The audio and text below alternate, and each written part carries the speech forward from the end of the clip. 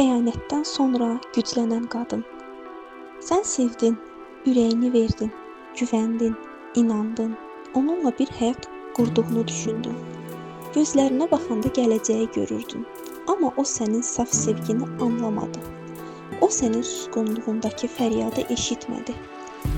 Xəyanət təkcə aldatmaq deyil, xəyanət sənin verdiyin dəyəri yerə vurmaqdır.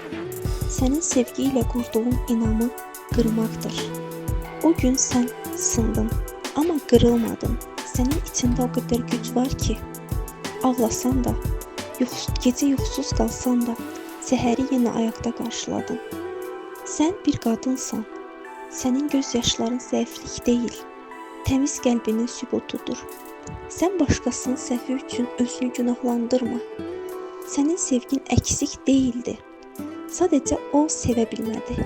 Sənin təmizliyinə yaraşmadı. Sən onun layiq olmadığın qədər saf idin. Amma indi sən dəyişdin. İndi sən daha ayıqsan. Sən artıq susmursan. Öz səsini dinləyirsən. Sən artıq ağlamırsan. Gücünü toplayırsan.